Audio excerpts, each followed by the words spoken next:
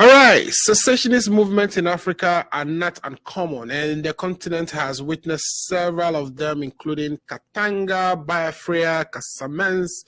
Yet, since the end of colonialism, only two nations have achieved full independence. And here we are talking about Eritrea in 1993 and South Sudan in 2011. The Organization of African Unity, now the African Union, in 1963 chose to maintain the borders set by colonial powers to prevent border disputes. However, these movements have remained resilient due to economic and cultural historical factors. Recently, such conflicts have reignited since seen in the war in Tigray and Anglophone crisis in the Cameroon and the resurgence of unrest in Western Sahara. One movement largely overlooked by academics and the media is in the heart of Ghana, the Western Togoland. After World War I, the Allies divided Togoland, a former German colony, Britain, into British Togoland, which was united with Gold Coast, now Ghana, while the French Togoland became present-day Togo. This division was opposed by the Ewe people as it split them between the two territories. Despite this opposition, a 1956 referendum ratified the union with the Gold Coast, creating the independent Ghana in 1957. Post-independence, the Ghanaian government further divided the territory into several regions. Western Togoland today mainly corresponds to the Volta region, the Oti region, part of the northern region, the Upper East, and some part of Upper West. While there was some support for unifying Togo as a seventh region of Ghana, this was opposed by the Togolese government, leading to the tension between the two countries. Many Ewes continue to advocate for self-determination. In the 1970s, the National Liberation Movement of Western Togoland, Tolimo, lobbied for unification with Togo. However, the Ghanaian government's decline in support and suppression, particularly after a failed coup attempt in 1975, led to the movement's decline. In recent years, the secessionist movement has revived under new leadership. In 2017, the Homeland Study Group Foundation announced its intention to declare independence from the territory. This led to the arrest of several HSGF members on charges of treason. Despite this, the group developed a strong advocacy campaign and joined the Unrepresented Nations and People Organization, the UNPO.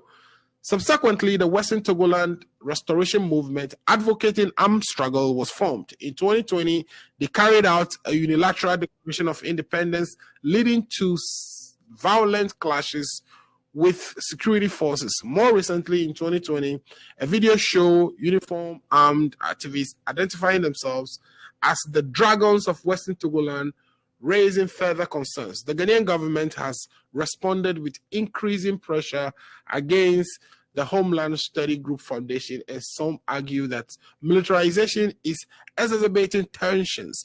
It is important to note that military solutions rarely resolve secessionist movement. Instead, they tend to inflame grievances. Experts suggest the need for political consensus and addressing grievances as more sustainable strategy.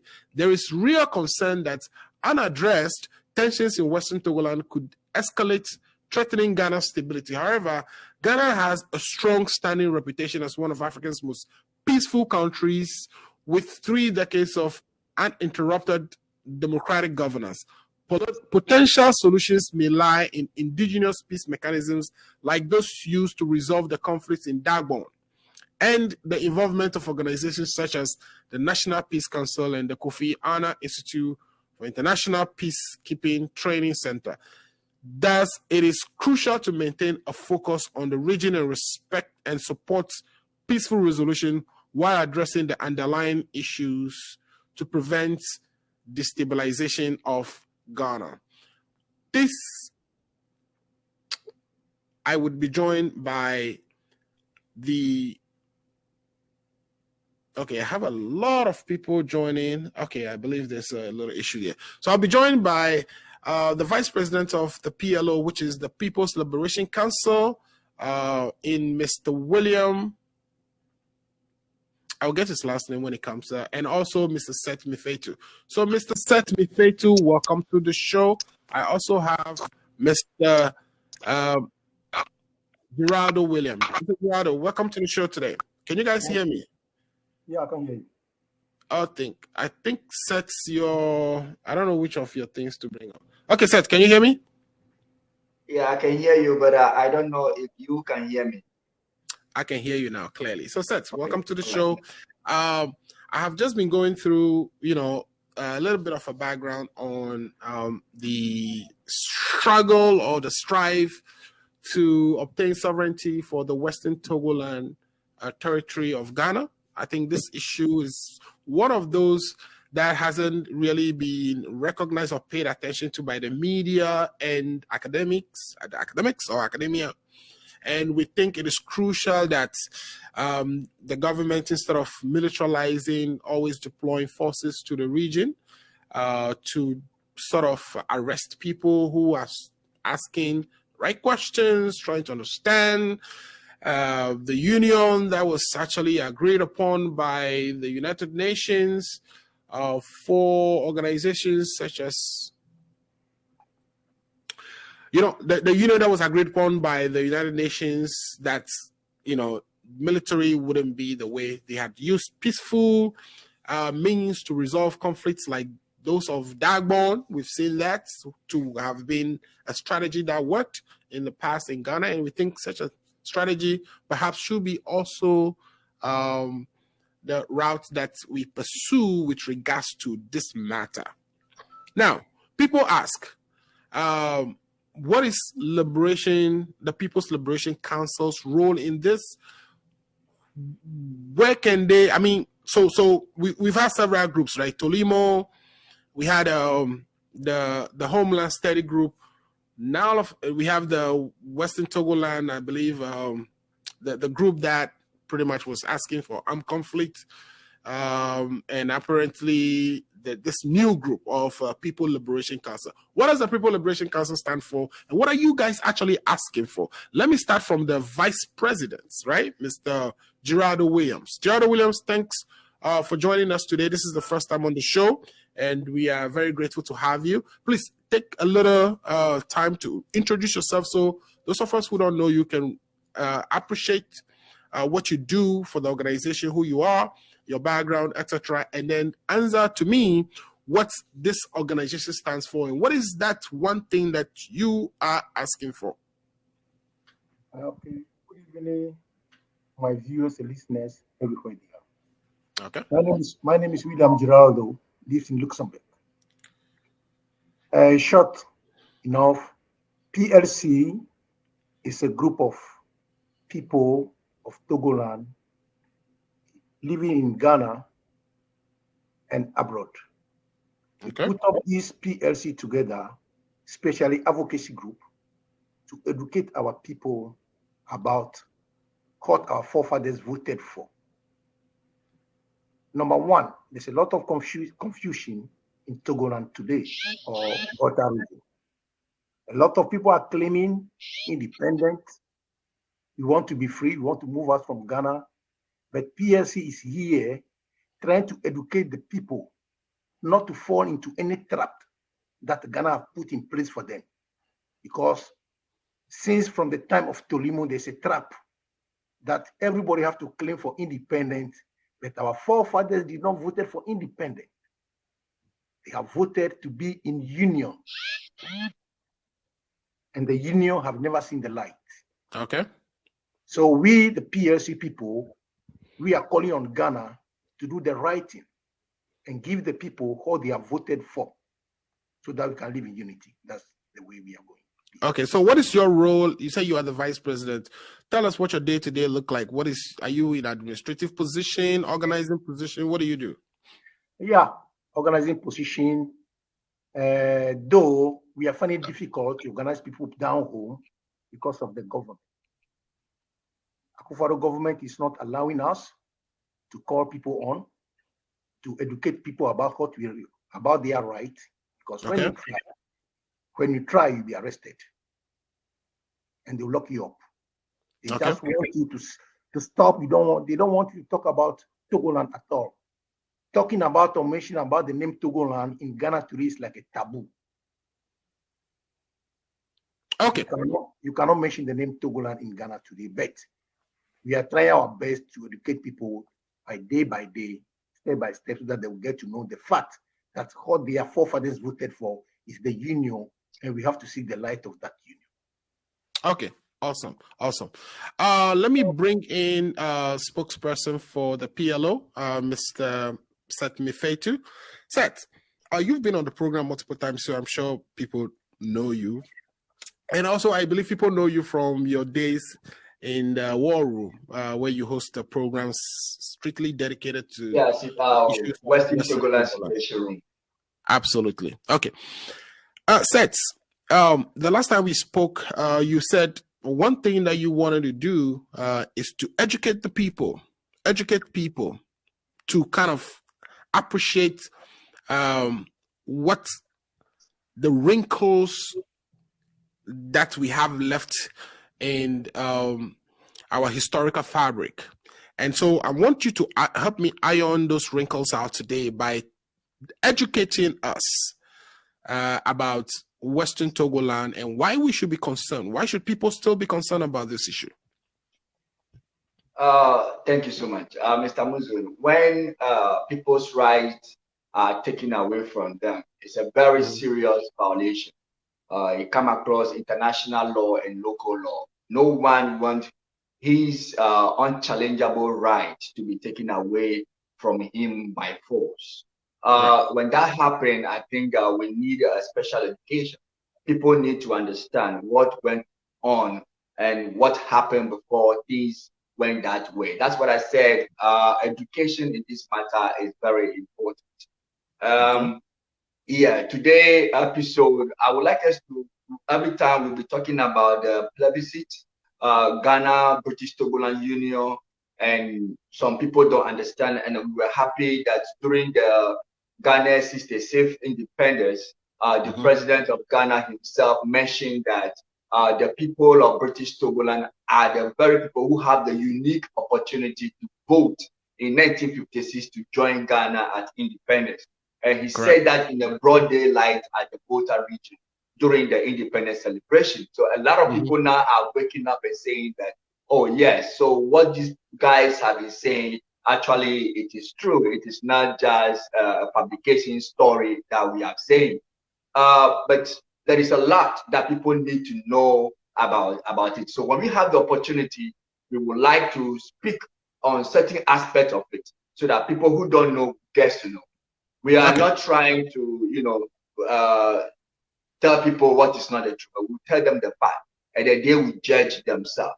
So today, if you permit us, I would say we'd like to take your viewers through happenings before the plebiscite. There were a lot of stuff that happened before the plebiscite, and we want to go through some of them so that those that don't know or those that are not aware of those happenings, they will have the opportunity to see what went at the time, what went on before the plebiscite in 1956. So if we'll be allowed, we'll talk a few about it. Thank you so much. Okay. No problem. So tell us, what happened before the plebiscite?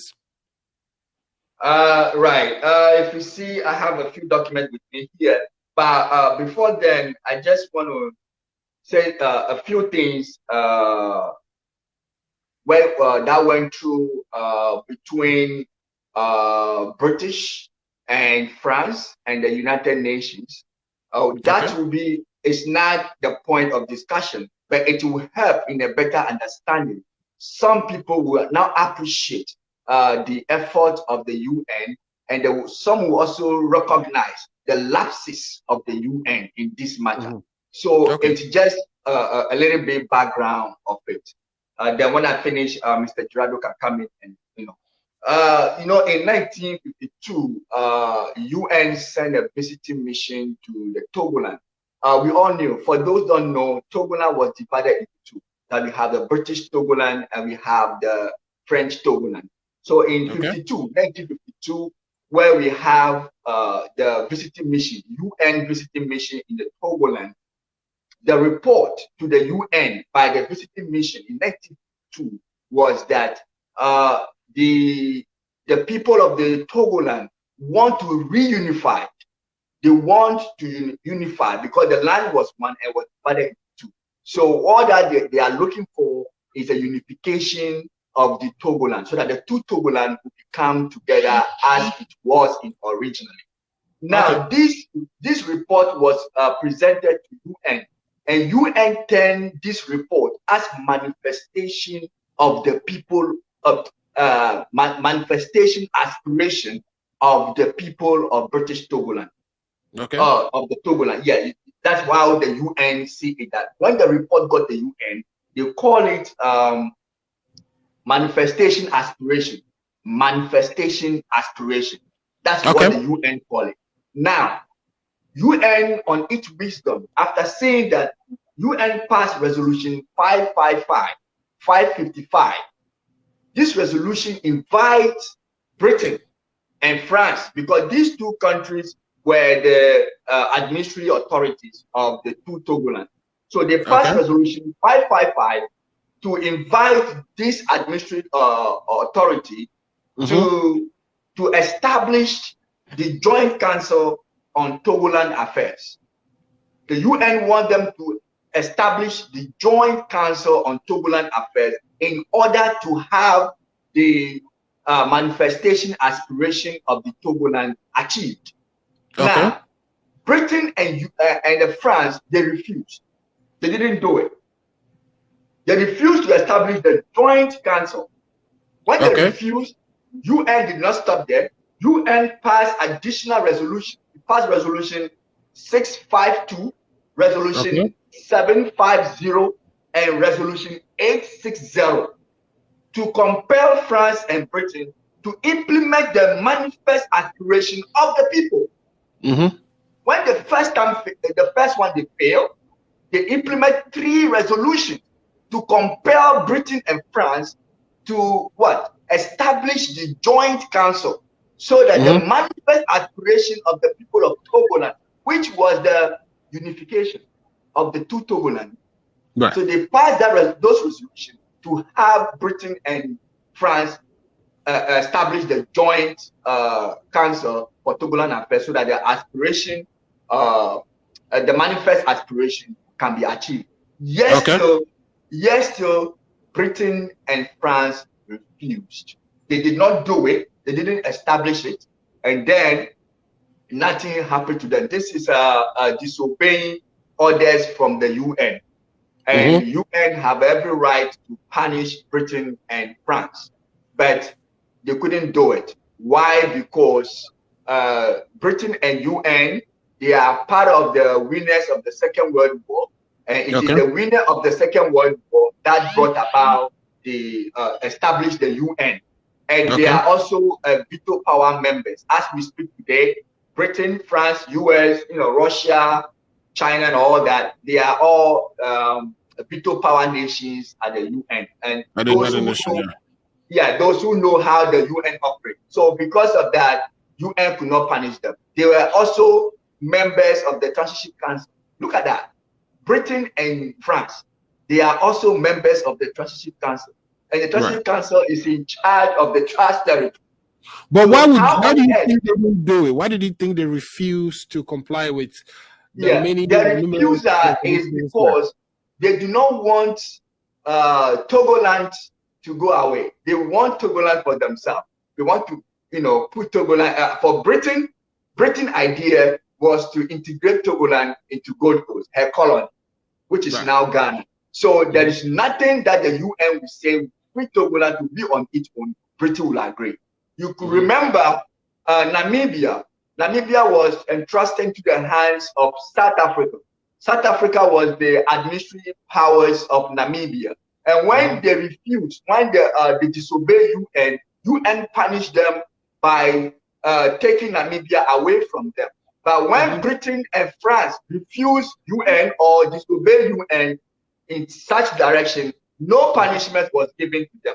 All because their desire the desire for Britain and France was to maintain Togoland as their property. And Britain is is ever ready to integrate Togoland into her colony, which is the Gold Coast, which is now Ghana. So that is the basis of it. So I will just leave that one there, and you will see later on after Mr. Girardo. I have a few letters. I think I've forwarded two of them. So I mean, just to kind of go back to that point where Britain and Togo being members of the trusteeship board, right? Yes. And at the same time, of course, they also hold veto power in the United Nations. Wouldn't France also be interested in integrating the English or the Western part into Togo, or to the Dahomey and the new Togo? No, in the France part, that was the East for both. In the France part, that was the East Togo, and France was not ready to release them. So when UN asked them to grant the independence, France told the UN that they are going to grant French Togo independent within the French Union. Okay. And the UN didn't accept that. But yet they go ahead and they organize a plebiscite after the British Togoland plebiscite.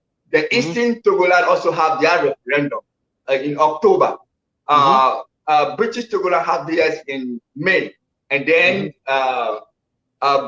French side have theirs in October. And what happened during the French side was that there was a lot of malpractice during the election, and France reported to the UN that those who are in favor of independence within the French Union has won.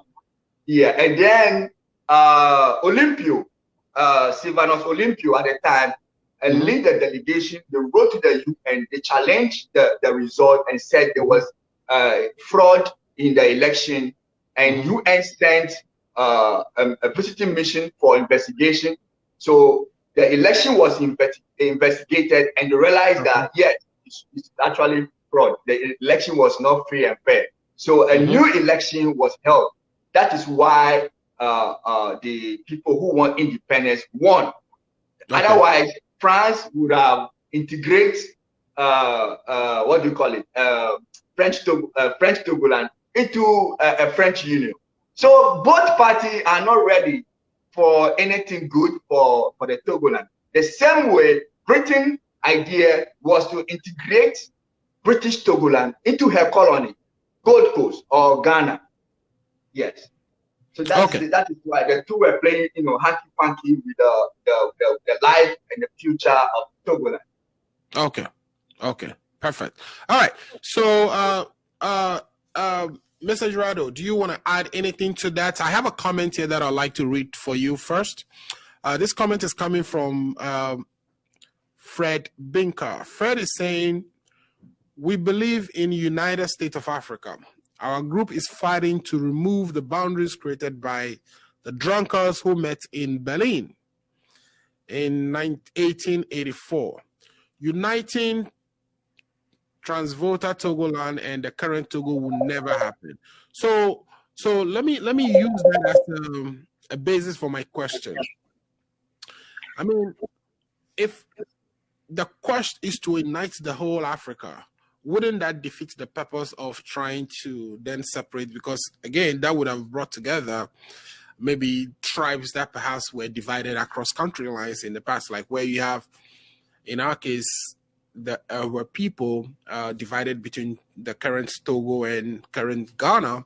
Those would have been brought together when boundaries are removed. So what would say, are you fighting that cause? Are you supporting that cause yourself for boundaries to be removed all across Africa versus just the narrow focus on the issue of Togoland, which has been grabbed perhaps by Ghana? Mr. Muzo, I think that is not a question. The question that the person asked, it's not a question, and we shouldn't waste our time on it, because what he's saying that we want a united Africa. Because we want a united Africa, we should allow some people's rights should be trampled upon. Is that what he's saying? Is he saying that because Africa is about to unite, we should remove the boundaries created by the colonial powers? How are you going to remove the boundaries? In the United States of America, we still have the boundaries. We know the boundaries of New York. We know the boundaries of New Jersey. We know the boundaries of Connecticut. I work in Connecticut, but I live in New York. When I get to Connecticut, my GPS just tell me you are now in Connecticut. So there is no way you can remove that. And what we are saying is not because we want to unite, we should allow somebody's right to be trampled upon. What we are saying is that even if we don't do that, if we don't correct these mistakes, it tends to hurt us. It will tend to hurt Africa unification. If Africa unite today, it's a good idea. But this problem needs to be solved before Africa unites. If Africa unite without solving this problem, you think this problem will be solved? It will not. It will only be solved when the union that the people voted is created. So if you are talking about one unification of Africa, so what? Go get your Africa unified. But don't ask of you because you want fish, you should kill somebody to get your fish and survive. You shouldn't do that. That should not. So those things, I don't see that as the question. Okay, great. Okay, so I want to bring in, the vice president of PLC, Mr. Gerardo as well. Mr. Gerardo, do you have anything you want to add to the presentation? No, we can continue. Okay. All right. So you did send me some letters, some documents. Yeah. I don't mind I don't know if you want to speak to those documents, what they meant. Tell me the one you're about to speak about, and I can display it for everyone else to see. And I believe these documents are, some of the meetings that occurred before the plebiscite, because like you said, we've been talking about the plebiscite, but there were things that happened before the plebiscite that you wanted to bring to light. And some of them are, enshrining some of these documents that you would like to share. So tell us about the documents, and then maybe we can start talking about each individual. I don't know if Mr. Gerardo want to say something before I come in. Continue. Okay. Before that, you see one of the letters the document I sent to you is a document from the United Nations. And I personally got this document from the UN when I wrote to them. So when I am talking on it, I made it clear to people to understand that, well, if the document is wrong, then what UN gave is wrong. So, and you cannot tell me this is wrong. There are documents that UN and Ghana and nobody can deny. But I want to speak on one with the number A/3173, British page 317, and you will see that it says CPP, not that one. It says that CPP/7.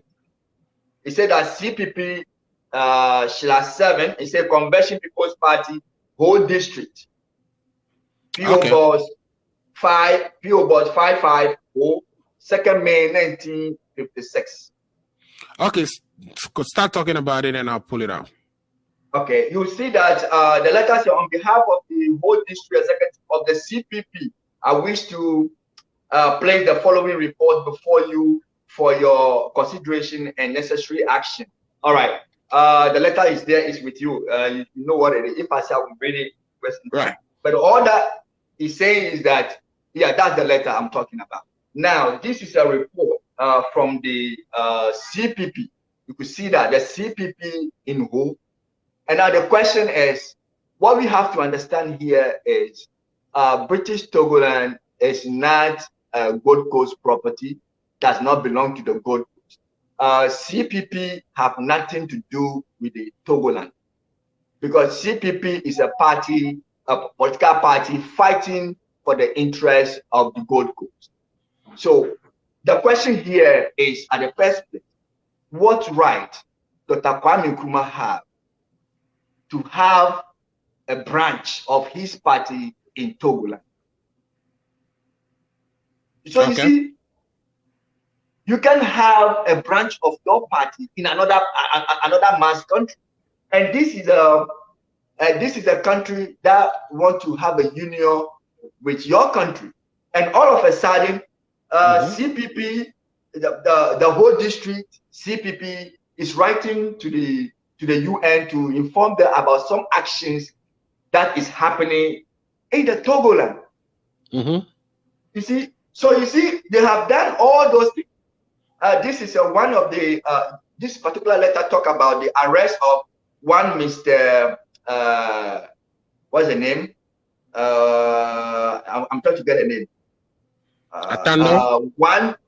Two Aku, the man who at Abutiaklu, it happened in Abutiaklu, where the man beat the gongo, announcing that whoever voted for the CPP will be beaten by the snake and all that. And so they were complaining. Members of the CPP are complaining that that statement, they find it, you know, a little bit disturbing, and they would not give them victory, because people will be afraid that if they vote for the CPP, they will actually be beaten by a snake, or something, calamity will happen to them and their family. But on a deeper sense, what is CPP doing in the Togoland plebiscite? The name of CPP shouldn't have come in the plebiscite, because this plebiscite have nothing to do with the CPP. CPP is a party for the Gold Coast, fighting for the interest of the Gold Coast. But you could see the overlap here.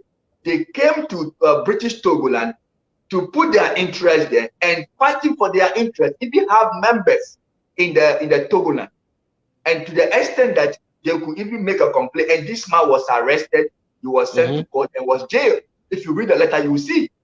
Right. You see? So why is all this thing? So you could see that the people at the time, they knew the plan, the plot of the CPP. That's one. There's one letter here which talk about the what do you call it? The intention of Britain. Tell me about the letter so I can pull it up. Oh, okay. I'm coming. Let me. So clearly, this one is saying that, you know, there's that is the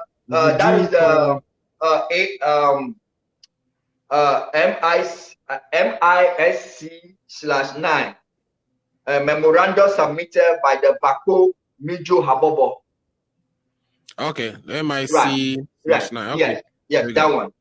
Yeah, you see that everything that is there, the Bako Habobo, they make it clear that we, the undersigned representatives of the Mijo Habobo, on behalf of the union, take this opportunity in welcoming you into our midst. That this Mijo Habobo is the only recognized youth association and non-political body whose sole aim is to further social, commercial, economical, and educational advancement in the Bako district. Now they said that this union, which has nothing to do with political parties in Togoland, is nevertheless neutral in anything affecting the destiny of the future of Togoland, since members of the union are all indigenous citizens of Togoland. That is to pride to put on record that Togoland is the first trust territory heading to achieve the basic objective of the International Charter with reference to Article 76B, that although the United Kingdom has given a general testimony to the effect that the Togoland and the United Kingdom trusteeship has so far come up to a standard of achieving the aim of the trusteeship system, it is regrettable to say without fear and favor that we have no confidence in the administrative authorities as far as this plebiscite in the trust territory and the United Kingdom trusteeship is concerned. We will also add that the United Kingdom is an interested party furthering the integration of Togoland into the Gold Coast for their own interest. Listen, if I should go on here a lot, you see, that is the Mijo Habobo. They are made it clear that they are not a political parties and they are neutral in this game, and they are saying that this plebiscite have nothing to do with politics, because they have to determine their own future, and they are saying that they don't have interest in the administrative authorities, which is the Britain. And they are saying that Britain themselves, they are pushing or they are favoring their own interest. And they made it clear that their interest is what? To integrate British Togoland into the Gold Coast. Right. When you read through it, you will see. When was this letter? This letter was 29th January 1956, before the plebiscite. Okay, So what day was the plebiscite? Can you remind our viewers the day of the plebiscite itself? The plebiscite was 9th May 1956. Okay, the first letter we read was also in May. Yeah, 2nd May. That was 2nd May 1956. So a couple of days right before the plebiscite. Okay. Yes. Oh, a whole lot. This is not everything, but just, a couple of them. So you can see that all these things happen, and I just want the public to know that. So in your first letter, you are questioning why, CPP would establish in a territory that is not part of Gold Coast. That's what you're saying. Exactly. Okay. CPP have nothing to do with the British Togoland. So why CPP was formed in Southport in 1949 by Dr. Kwame Nkrumah after he broke away from the UGCC. And the UGCC was there. We talk about the Aboriginal Rights Protection Society before coming into UGCC and all that, and coming into CPP. And CPP went ahead to establish a branch in British Togoland. Okay. In doing that, you see, in 1949, that it was established. Within 1950, CPP is already in the British Togoland.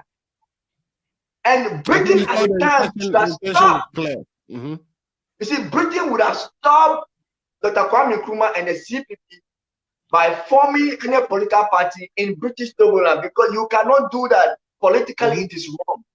Right. You know what I'm saying, it, that I don't know which better words I should use to describe that, but people who are watching me and listening to me who know better, they will know the point I'm trying to put across here, that it is wrong to do that. And all these things is towards integration of British Togoland into the Gold Coast. So the idea of integrating Togoland into the Gold Coast was conceived long ago before coming into the plebiscite itself.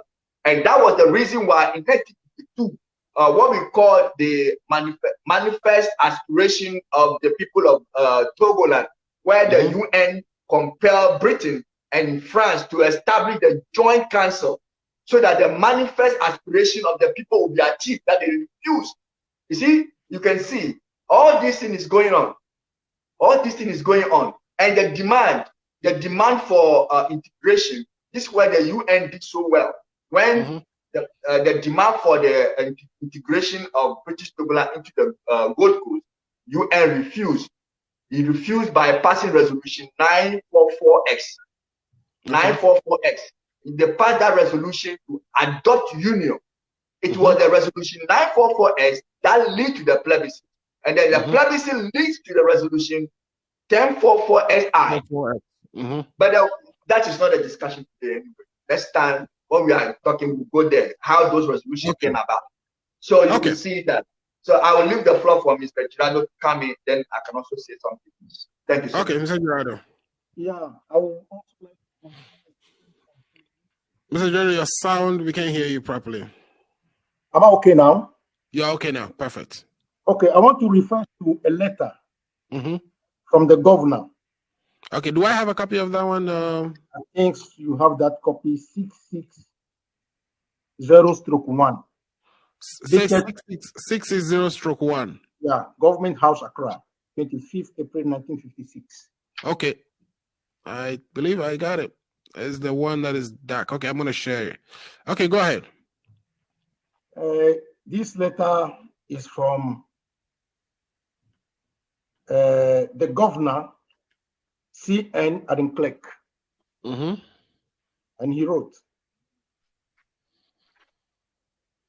Your Excellency, I have the honor to acknowledge your letter of the 18th April, which you refer to the visit by Mr. K.A. Bedema, Minister of Finance, to Togoland between the 23rd and 24th March.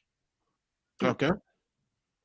So in this case, Mr. Gbedema went to Togoland. That's what you're saying. Yeah. Okay. Because Mr. Gbedema is the finance minister of Gold Coast. Gold Coast. Okay. As he crossed the border to another territory to do what we don't know. Okay.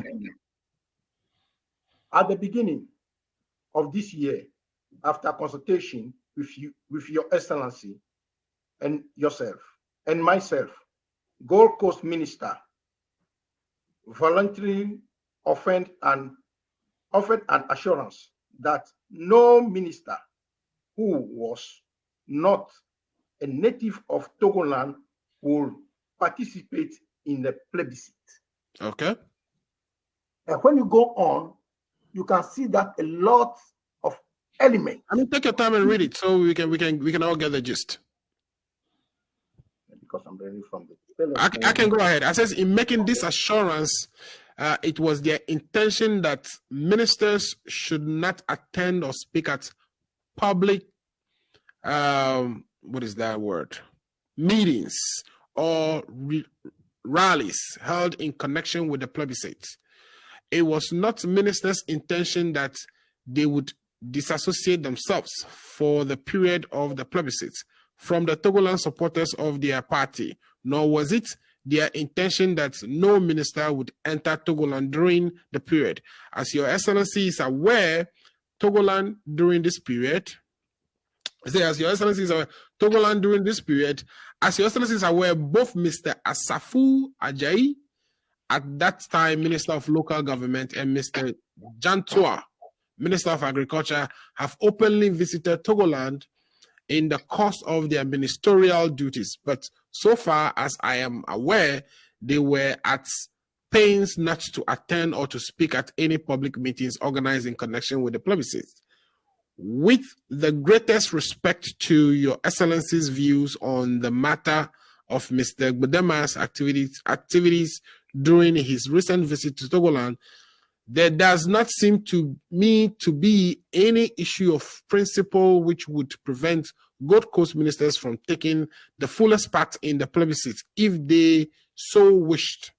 It is the view of the plebiscite administrator, which I share, that participation in plebiscite activities by persons residents outside British Togoland is neither illegal nor objectionable according to the recognized plebiscite practices.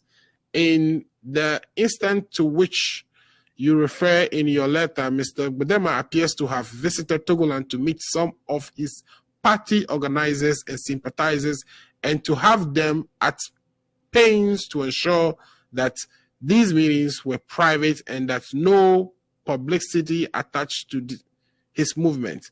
I see nothing, and I think that is where he ended. So what is your interpretation of this? It goes on again. You can follow. Okay, let me see if the next. Okay, so it follows that. Okay, so the last thing there says that I see nothing objectionable in this. I know of no legal or other powers which could be used to prevent Gold Coast ministers from entering Togoland or from taking a full part in the plebiscite campaign if they so wished, save their own voluntary undertaking, which appears to have been misconstrued by the Togoland Congress. I am confident that Your Excellency can continue to rely on the assurance given by Gold Coast ministers that no minister who is not a native of Togoland will attend or speak at public meetings or rallies held in connection with the Togoland plebiscite. With renewed assurance of my highest consideration, I have the honor to be Your Excellency's obedient servant. All right. So, and this was written by or signed by Aden Clark, Governor. So, explain to us what this it's trying to tell us. Yeah, this simple meaning that from the beginning, the British have a brain behind. Okay. Just to integrate Togoland into Gold Coast. Okay. And not today. So they have done everything possible to add the Togolese or the Togoland into Ghana, confusing the people, making campaign, bringing people from Gold Coast to write names CPP members, CPP elements. For example, Ghana today, as we have it, want to be a union with Burkina Faso. Can Ghana send members, people from Ghana to Burkina Faso to write names? Can minister from Ghana go to Burkina Faso to campaign? All right, but all this sounds like all these things happen, but we don't want to complain about these things. Okay. The only thing we want is, upon all, they made a vote. And that vote, for example, this is the ballot paper. And on the ballot paper, there's nothing like union or separation. That is what the people voted for. But the symbol of the union is only on the ballot box. And the symbol of the separation also on the ballot box. So any paper that they found in the box is what they count. Right. So they said they make a lot of things just to win the union. Okay. Because they believe that when the union won, then they can do their integration. Yeah. Okay. Union won.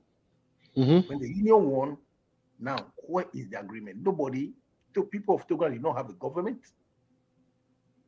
Nobody is there for them. They become like orphans because British leave them away. Nobody is there for them. Nobody is there to talk for them, to sign any agreement with government. So today, we the people of PLC, we are just saying that enough is enough. We have lived together for over 67 years or 67 years now. Togoland matter will not end. Otherwise, it should have ended about 20, 30 years ago. But it's like something just happened yesterday. Let's sit down like brothers and sort things out. Okay. The matter of arresting people in Togoland will solve this problem. Because today, we people, we are like John the Baptist.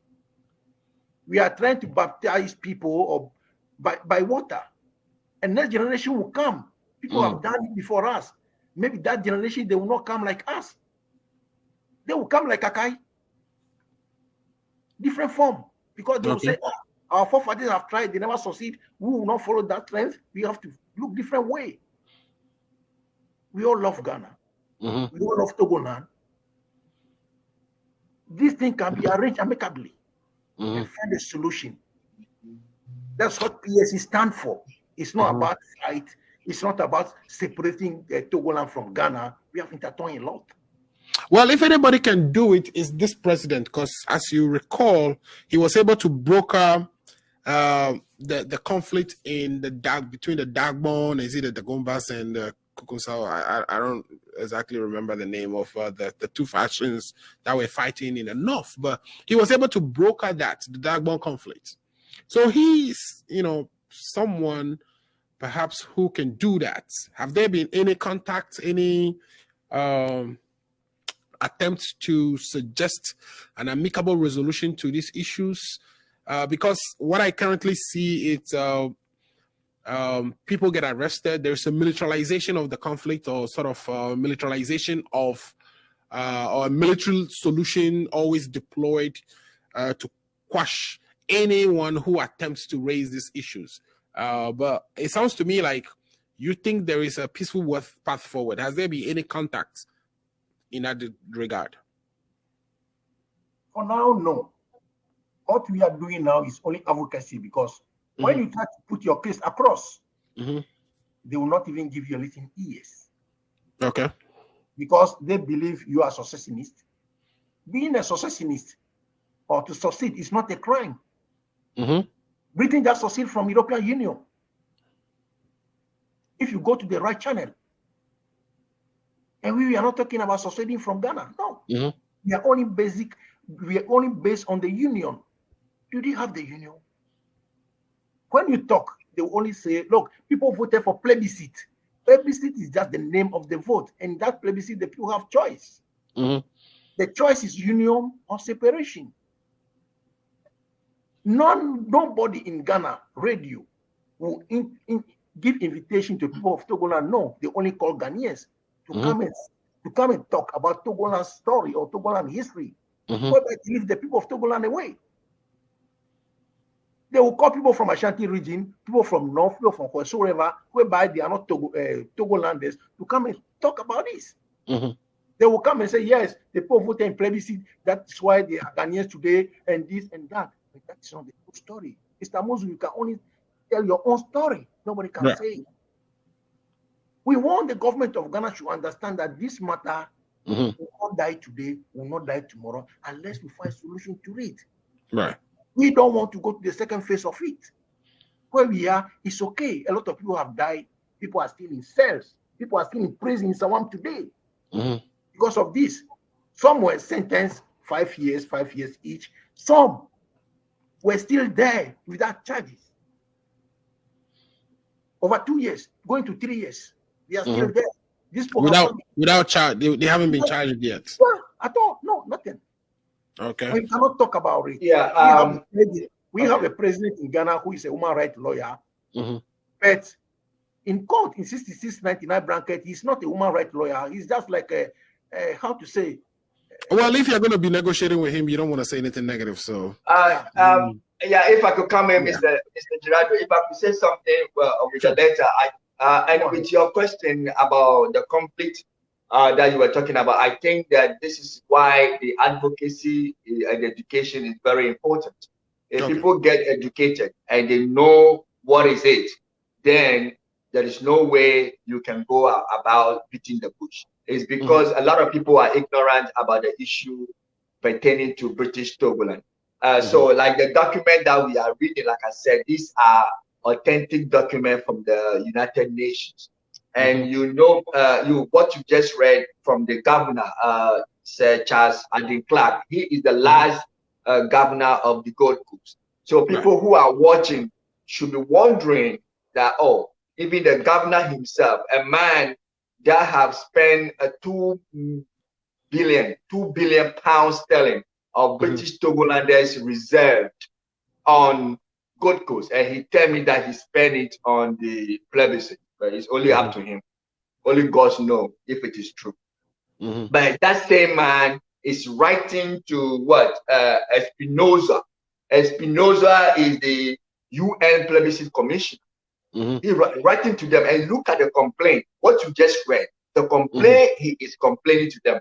And I'm just interested at the last part that he said, I know of no legal or other powers which could be used to prevent Gold Coast ministers from entering Togoland or from taking a full part in the plebiscite campaign.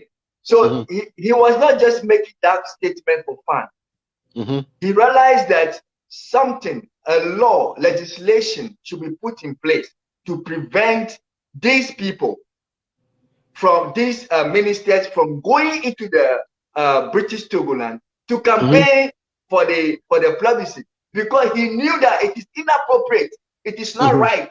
He knew it. Everybody know it, and that is why Adin Clark, on the very second paragraph, he made it clear what you just read. He said, at the beginning of this year, after consultation with Your Excellency and myself, that is the Espinoza and he himself, Adin Clark, Gold Coast ministers voluntarily offered an assurance that no minister who was not a native of Togoland will participate in the plebiscite campaign.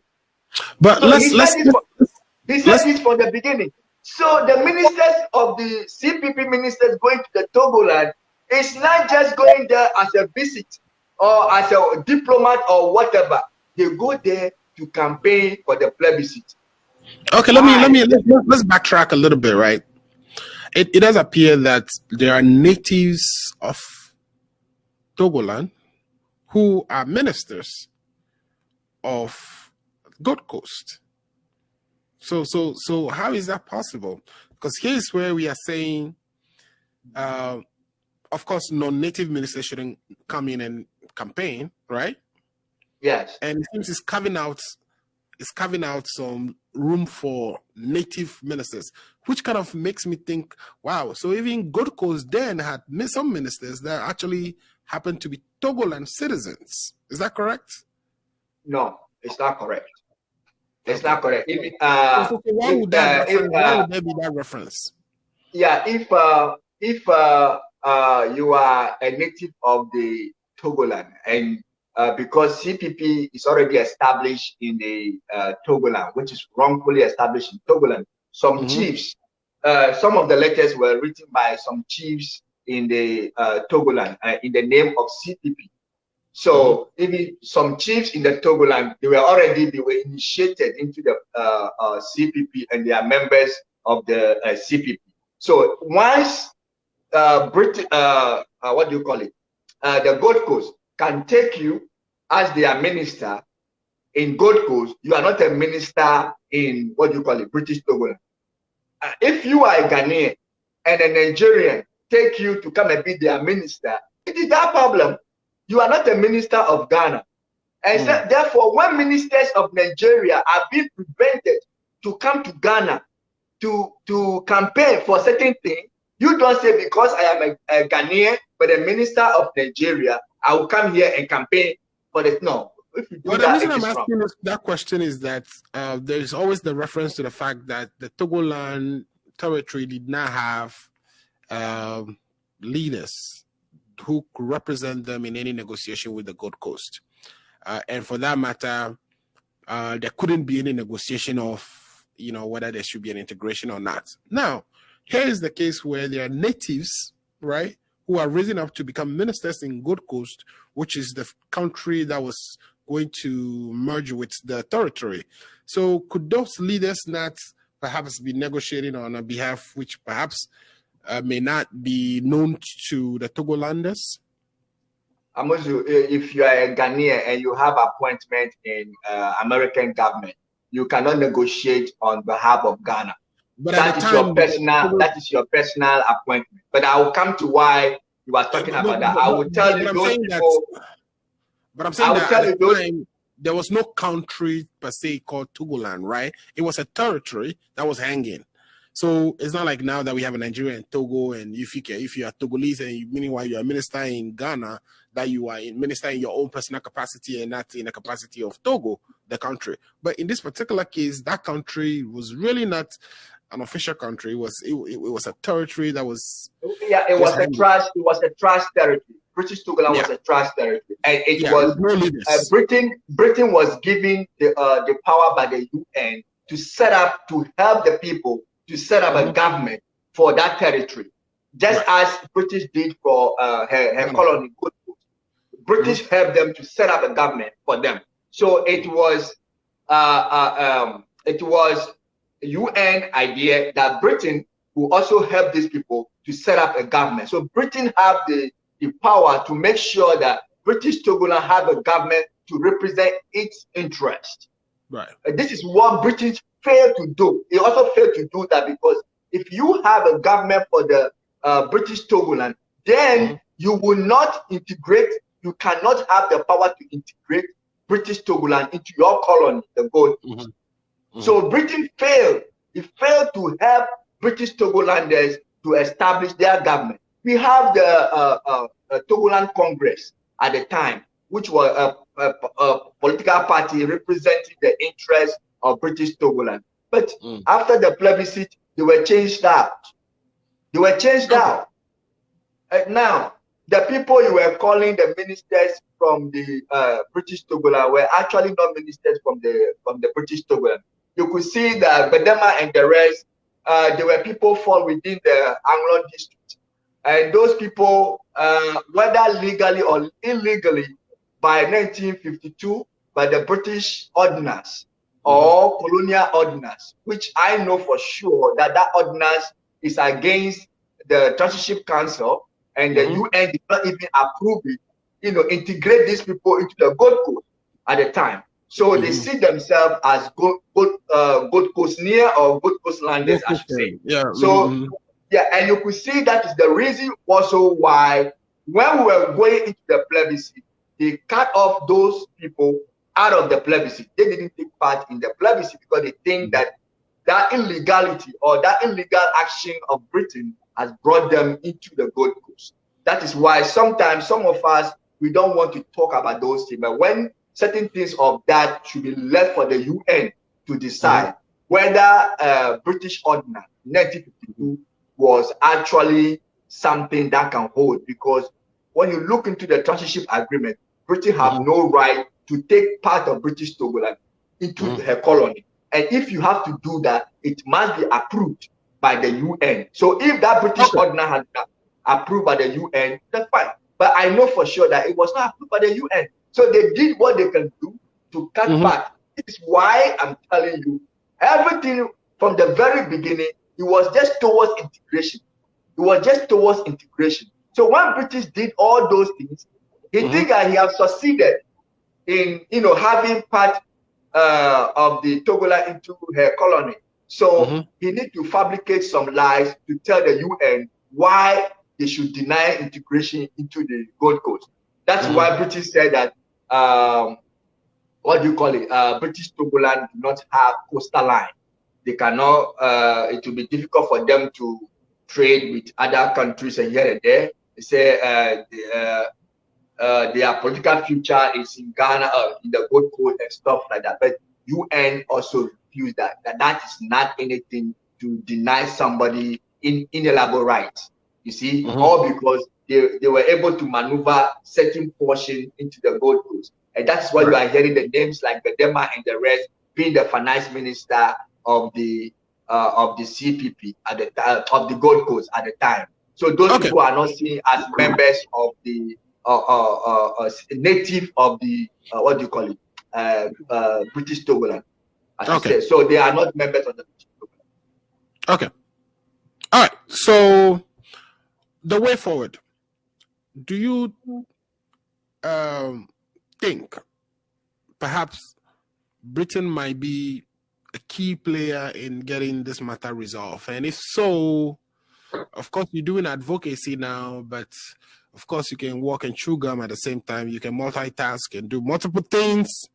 Has there been other efforts towards at least getting Britain to recognize some of the mistakes or deliberate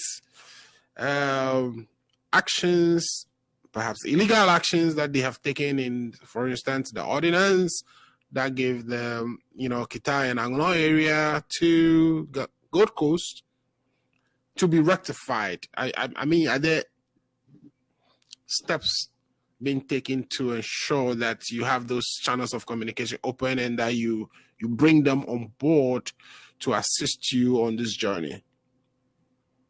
Oh, there is nothing I think Britain would do at this point, because they are the people who caused this problem. They are the people who caused this problem, because Britain was the administrative powers. They were given full responsibility by the UN, by the resolution 1044 SI after the plebiscite, to take such steps to bring about the union. And that steps were not taken. All because, like I told you from the beginning, the idea of Britain is to integrate British Togoland into the Gold Coast. The idea is not to give British Togoland any kind of independence, nothing. So I get it. Getting integrating British Togoland into the into Gold Coast was the sole idea by Britain and Kwame Nkrumah. So they have achieved their aim. This is what they want to do, and they have achieved it. But you see, they made a mistake. It is integration you want. You stand by it, fight the UN to achieve your integration, and we have nothing to say. Now you were not able to fight UN to the fullest, and you go by the UN resolution to establish a union between British Togoland and Ghana. That, and you ask people to vote on this, and they vote for union on this. So if the people vote for union for this, and you turn around to do your integration, the children of those people will be complaining because their forefathers did not vote for integration. That is why this issue can never end. And anybody who sits somewhere saying that Africa is going to unite, I wonder when Africa is going to unite. Anyway, okay. Africa is going to unite, so we shouldn't talk about this. Well, people should be there and talking about Africa unity. Right. Okay. There's a comment here that says the Western Togoland, and I believe this is coming from Eric Zackley. He says Western Togoland and Gold Coast Union must be established. Okay. And then, of course, Togbi Gemedra says, we are listening to you guys. Just tell them how Ghana's government don't want to understand. I believe he's trying to say Ghana government doesn't want to understand the right of the people of Togoland. So anyway, somebody else says, Samuel Deku says, congratulations and God bless you all. We are fully behind you. We want the union or secession, rebellion, whatever and whichever, anything which would draw and establish a thin line between Western Togoland and Ghana. We are for it. But integration, I think she's saying integration is something there now. Is it integration? But integration with Ghana, no. Okay, so that's what Samuel says. Thanks you for the comments. Please keep them coming. It keeps my listeners, my guests happy and know that you are watching, listening, and interacting with them. So let's go on to you can pull up the letter from the United Nations delegation to the United Kingdom delegation to the United Nations. That was October 29, 1954, and this letter was before the plebiscite. Okay. It's United Kingdom delegation to the UN. That's the United Nations. New York. October 29, 1954. Okay, hold up tight. Don't move. All right. So this is the United Kingdom delegation to the United States. Perfect. I got that. Okay. Yeah. So this letter, do you want me to read it or you got this? No. Because it is not fully clear, because you see some of the documents are very old. But when you are reading, you can see some of the thing properly. But I think the main idea is there. You see that you see that this letter was written by B.O.B. Gideon. Okay. See, it was signed by B.O.B. Gideon. You see? Okay. So you could see very much well that he was trying to say that, he said, I had a meeting the other day with the horrible Dr. Dankwa, who is, as you suspected, likely to do us harm over Togoland. He contended that the people of the Gold Coast have not been consulted and do not, in fact, want to join with Togoland. That is even enough. This is J.B. Dankwa, member. I think he's one of the founding members of the UGC. And now he is telling the United Kingdom delegation to the UN, led by B.O.B. Gideon. After they had a meeting, he is telling them that Gold Coast was not consulted on the issue of British Togoland, and in fact, the Gold Coast do not want to join with the British Togoland. Now, Mr. Muzu, this is 1954. Now, if you go through, you will see the plot in that letter, that the idea Britain had at the time is just to integrate British Togoland into the Gold Coast. So, why should Britain camouflage this as a union? If integration you want, stand for it. Don't move away. And we will not have this. Now, you could see Dr. Dankwa is very clear. Today, we don't know whether the Gold Coast people agree to join their territory with the British Togoland or not, because they did not have any referendum to decide whether they want the union or they don't want the union. They don't have that referendum. They don't have it. So we don't know. That is what David Dakwa is saying. He is saying that, in fact, the people of the Gold Coast, they don't want British Togoland to join them. Mm-hmm. They don't want that. And it is clear. And it is nowhere. There's no document that anybody can pull out and see that, oh, the people of the Gold Coast actually want British Togoland to join them in Union. There's no document to prove that. So what is the point? Essentially, Joby is right. Exactly. You see? So these are some of the problems. So and today you have the Joby Dankwa tradition in power. So I'm saying they are more likely to assist resolve this matter, right? Don't you think? Yeah, but we also need education. Because even if they try to resolve this matter, the people of Ghana and the people of the British Togoland have to understand and know that British Togoland is not a British colony and it's not part of the Gold Coast. They voted, as the president said, they voted to join independent Ghana in the form of a union. Okay. So that political union, we're supposed to have it. There is a difference between a political union and integration. Okay. Integration and union are not the same. If we want to go into that, we will see the difference. Okay. We are talking about union here, not integration. So once the people voted for union, give them the union.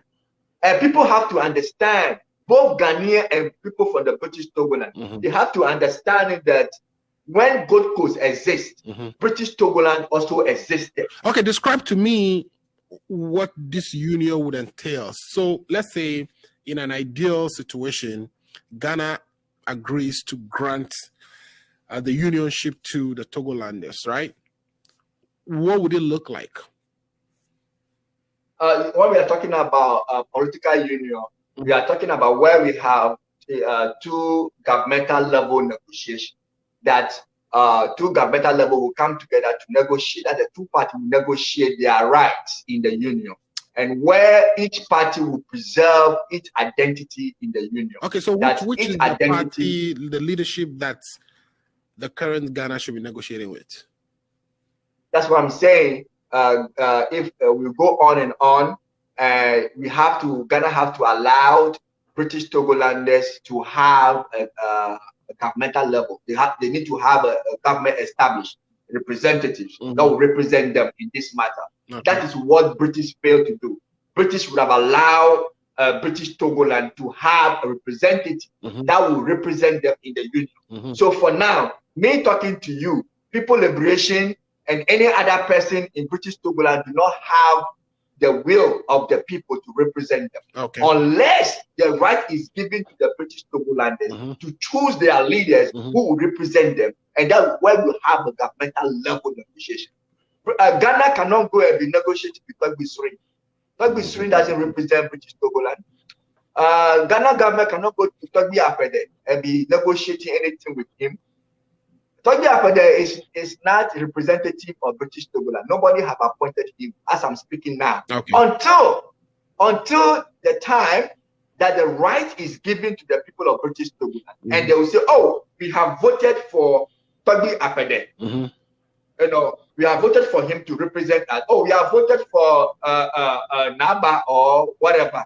But at the time, Kwame Nkrumah, for instance, was negotiating with the British to obtain independence. He wasn't voted for by the Ghanaian people to do so. So why would you necessarily want some type of decision from the general population of the Togolanders? Who can say you're integrating into Ghana? Kwame Nkrumah didn't do that as Kwame Nkrumah. He did that as a leader of the CPP. He had a political party that was given license in Ghana to operate. So when today People Liberation Council have been given the license by Ghana to operate, that is why we can speak without fear and favor. So Kwame Nkrumah at the time, he was a political party just like the NDC, just like the NPP. They were given the mandate because you have to register your party. That means that they have accepted you. So Kwame Nkrumah's party, CPP, have been accepted. So he speaks on behalf of the CPP. So it's not just Kwame Nkrumah. No, I mean, he won you know, the prime ministership under CPP, but and you know, you remember Kwame Nkrumah when he was when he was arrested by the British 1952, when he was in prison, and Bedema have to campaign for him, they allowed the people to vote for him. They vote for him, and he won. So if he won by the people, that means he has been given the mandate. The people are in favor of him. Okay. So yeah, so the people of British Togoland should also be given the opportunity. Mr. Muzu, that was the reason why Kwame Nkrumah dismantled Togoland Congress, because Togoland Congress was a registered political party in British Togoland. They were representing the interests of Togoland. Okay. But Kwame Nkrumah had to sack them, had to make them disappear, because if they are in existence, they will give him problem. All right. Okay, give me, I guess what I'm trying to get is, and Mr. Gerardo, feel free to jump in anytime. What I'm trying to get is, I'm trying to get that final picture of, a union between Togoland and Ghana, right? Where I'm trying to see, what does that look like? What would be, so of course, you are alluding to the fact that, Togoland will have a government of its own, all right? That coexist in a unionized country with Ghana. And then what else? Well, if we should have a union, like I said, it is the governmental level that will decide the kind of a union we should have. Even Ghanaians, if you ask for ideas, right? Because you are fighting for this cause, you're educating people, and I feel like you should have some ideas. I believe Mr. Gerardo wants to come in. Go ahead. Yeah, I want to come in with a document that says what the plebiscite means. Okay. What they promise the people. What it means to vote for the plebiscite. Let me read. In May, you, the people of Togoland and the United Kingdom Transition, will be asked to determine your future. As you know, the Gold Coast will soon become a fully independent country. When this happens, it would not be possible for Britain government to continue administrating the territory in the same manner as it does the present. This was exampled by Britain government to the United Nations, and as a result, the visiting mission came into the territory from the United Nations last August to find out the best way to decide the future of your country. The visiting mission has recommended the United Kingdom, the United Nations, and the British government have agreed that the plebiscite should be held so that all the people of Togoland and the United Kingdom Transition who are eligible to vote may be given the opportunity of deciding what your future is to be. Your choice, then continues, your choice, that is in the plebiscite, the choice of the people. One, when you come to make your vote, you will be asked to choose between these two alternatives. One, do you want the union of Togoland and the British administration with an independent Gold Coast? Let me repeat again the question. This is what the people voted for. Do you want the union of Togoland and the British administration with an independent Gold Coast? Question number two, do you want the separation of Togoland and the British administration from the Gold Coast and it continues under trusteeship pending the ultimate determination of its political future? It continues. You will make your choice by putting a ballot paper into one of two boxes, as in the Gold Coast general election.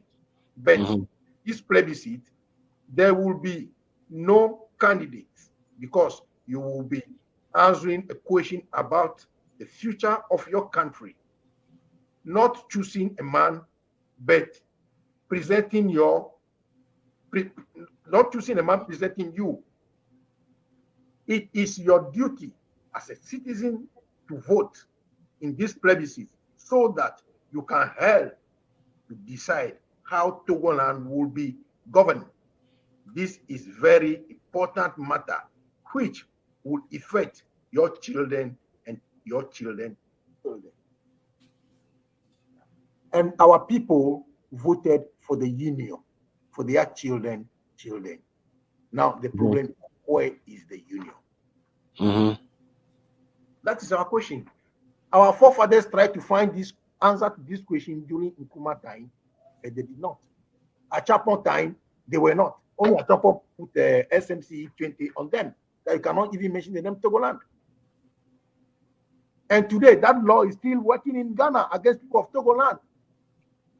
When we talk about Togoland, people say, no, about Togoland matter is too old, it's too far, let's forget about it. If you can remember the coronation time, just last month, in Britain, the Shantihini was there, and even trying to claim some of the stolen items that the British stole from them in 1874. That one is not too old, but that one is correct. Ghanaians can claim that. Ashantis can claim it. But the people of Togoland, they are second-class citizens, so they have no right to claim their identity. Okay. So we're only putting it across that the people have to understand where we are coming from. We are not fighting anybody. We are not insulting anybody. Let's just do the right thing, because you can see Ghana has been built on insincerity.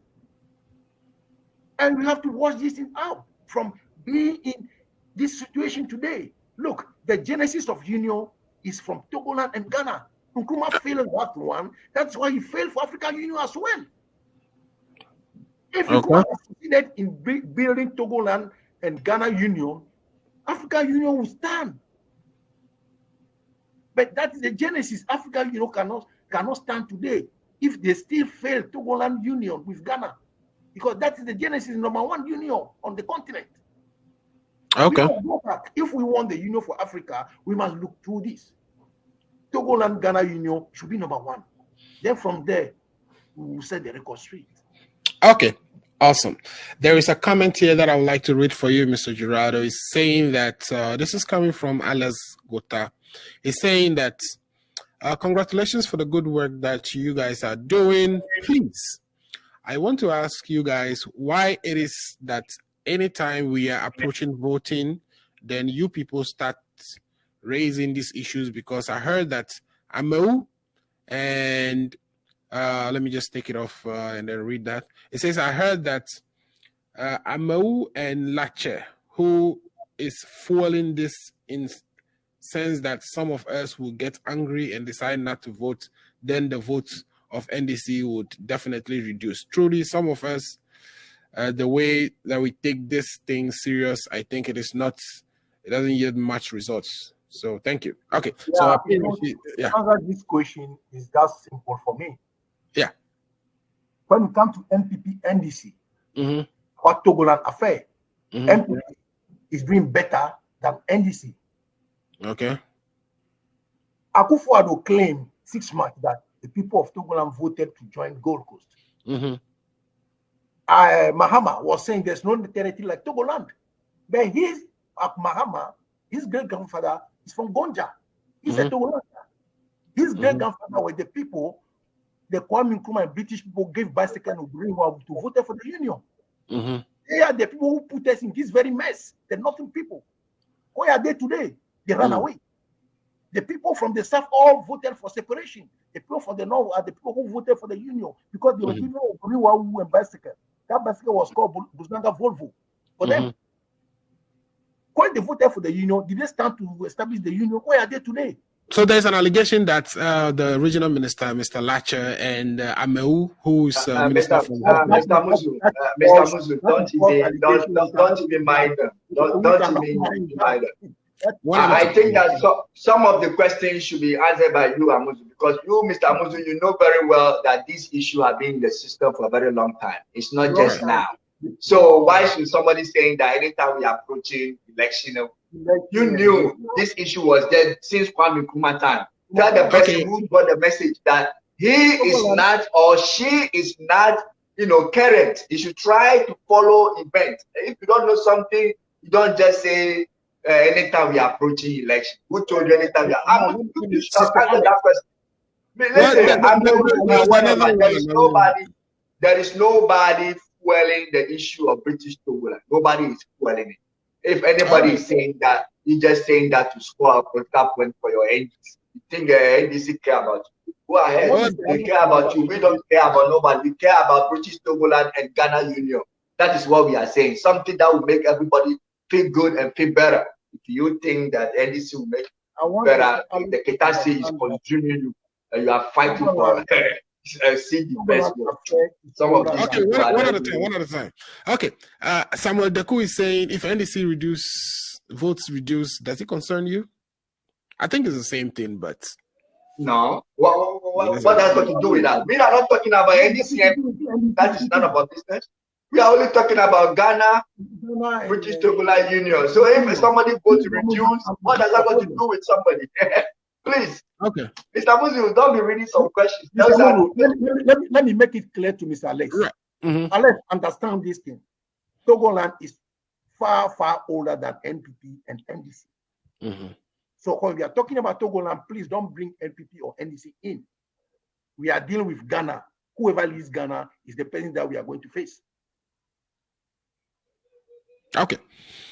All right, NDC and MPP are younger when it comes to Togoland. Togoland is far, far important and a bigger issue than the political parties of NDC and MPP. It's the word. All right, guys, we've had some very fruitful discussions. Is there any other thing you want to share? Let me start from Seth. Is there anything else you want to share before we? Okay, so just for people who are watching, we're going to continue this conversation. The understanding is try to see if maybe once a month or so we can revisit some of the developments in this front and continue with advocacy. The importance of knowing our histories, it's cannot be played with, and so. I find it refreshing and I learn a lot each time we do this. There's these documents that you have brought to bear today are things that I haven't seen in my life before. Even though we go through the educational system in Ghana, nobody makes the considered effort to actually introduce the people to the history of the country in the way and manner in which you continue to do each time I bring you on here. So I really appreciate that, and therefore we'll continue the conversations perhaps monthly if your time would permit. What other additional information or materials do you want to share before we bid our viewers goodbye? I would like to put one letter across. Yeah. You can put it on the screen for me. It's a letter dated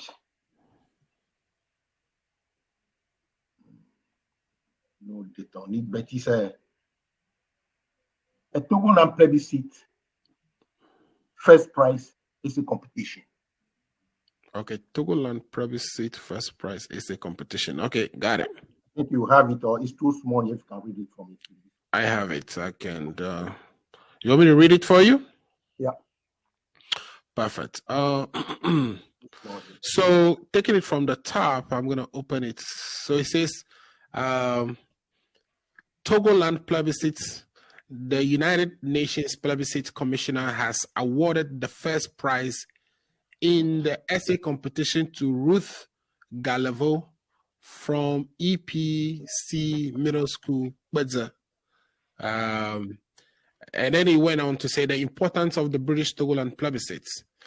So this was written in both English and Arabic. So I'm going to read just the English piece, right? It says, "My dear and beloved people of British Togoland, as one of your little children, I have gratefully accepted the United Nations Plebiscite Commissioner's kind invitations to speak to you about the importance of the pending plebiscite, of which you are all," what is that? That word is missing. Okay. And then it says, Okay, as you are all aware, United Nations stand for the protection of human rights, and their past and present achievements are countless. On Wednesday, 9th May, they will ask you for the first time in our country's history to take a definite decision on a matter, a major issue.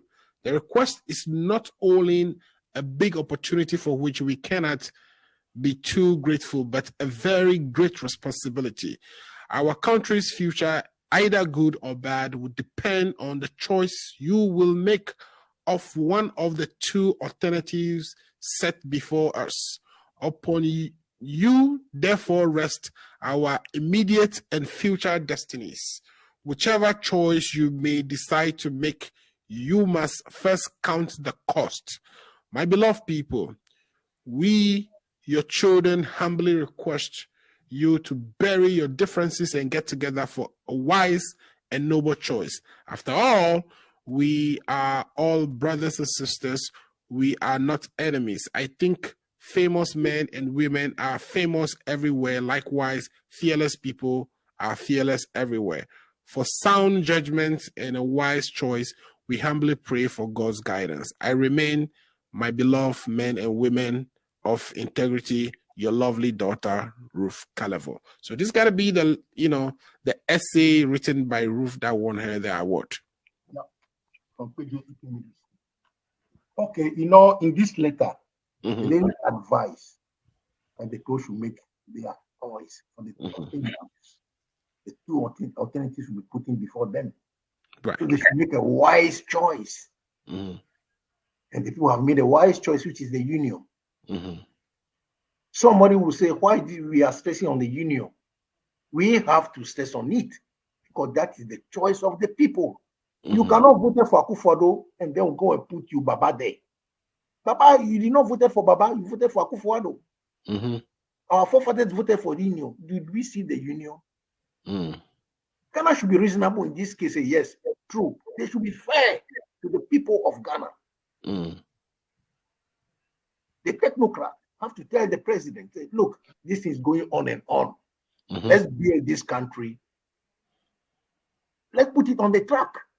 Number one is we fail the union. If Ghana is in union with Togoland, do you think what is going on in Ghana will be going on today? That they have to be arguing on birth certificates.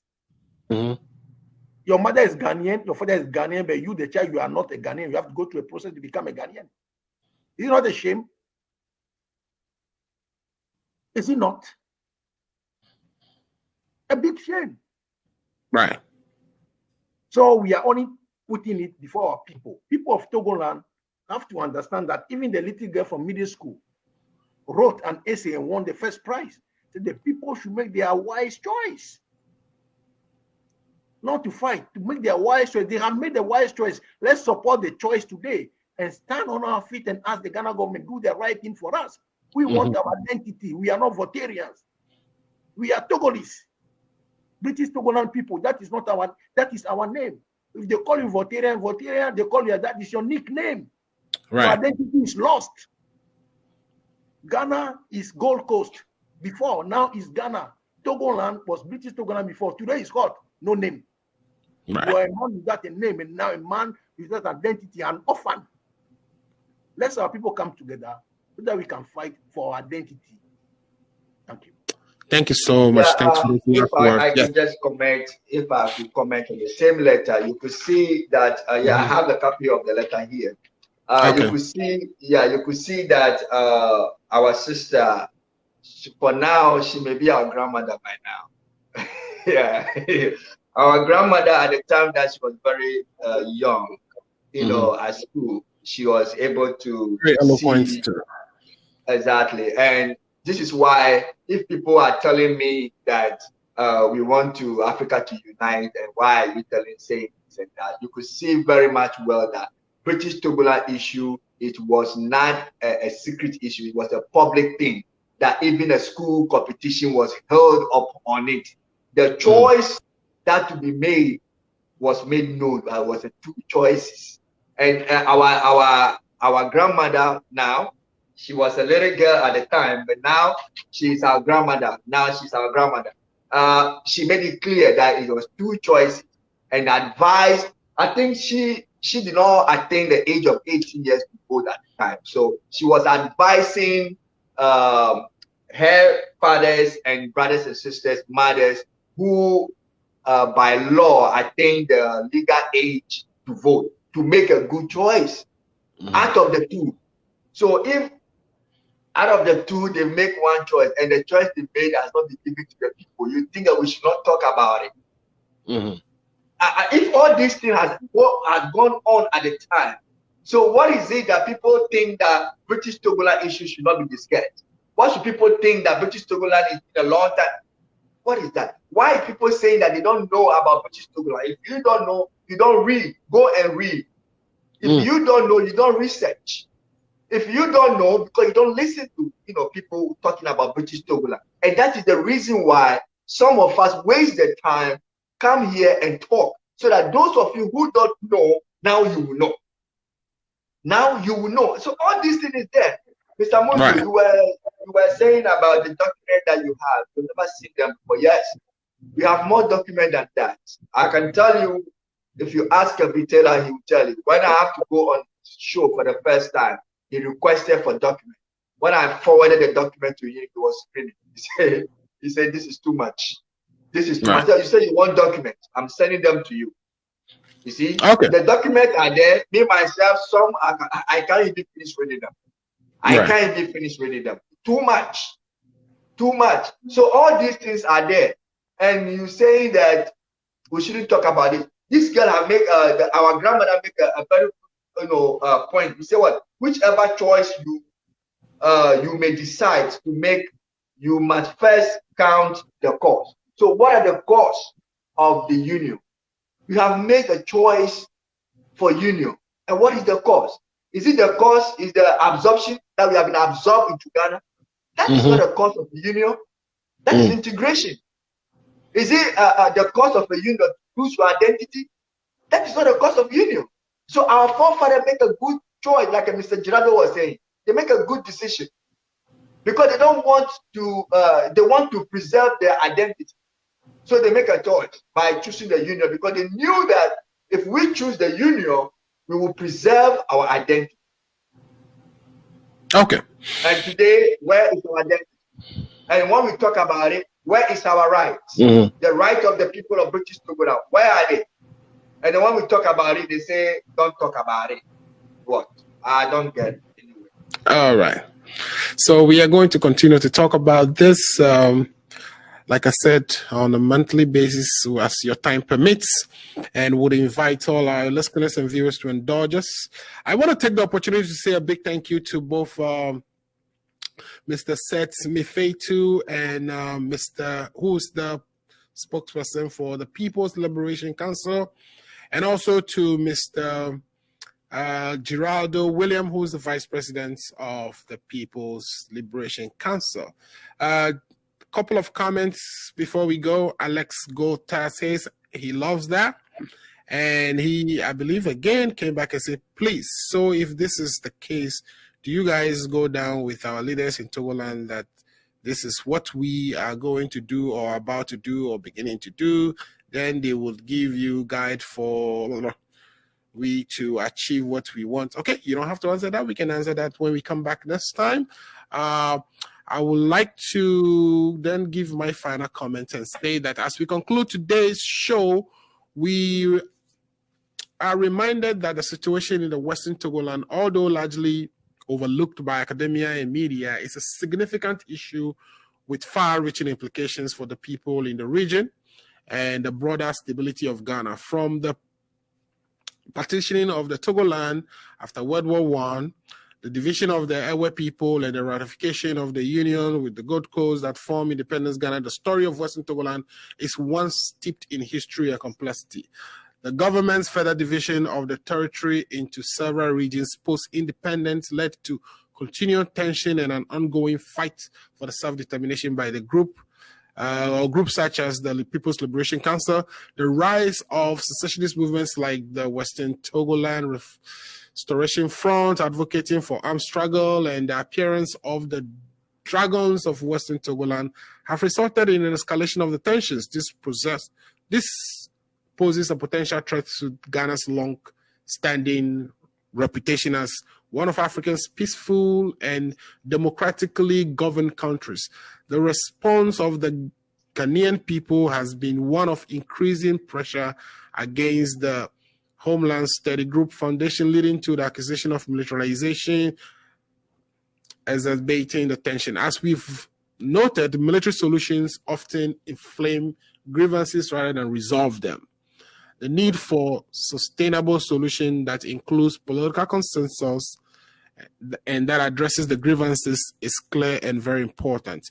There is the real concern that the tension in the Western Togoland remain unaddressed. The situation could escalate, threatening Ghana's stability. Potential paths towards resolution may lie in indigenous peace mechanisms and involvement of organizations like the National Peace Council and the Kofi Annan International Peacekeeping Training Center. As we end, we must stress that it is crucial to maintain a focus on Western Togoland, supporting peaceful resolutions and addressing the root causes of the conflict. This will help prevent potential destabilization and ensure prosperous future for all Ghanaians.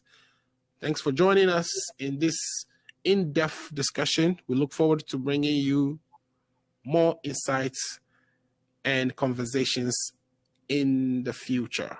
Thank you, and thanks to my guests who have spent their precious Saturday afternoon to help me navigate the stories that we've canvassed for you today.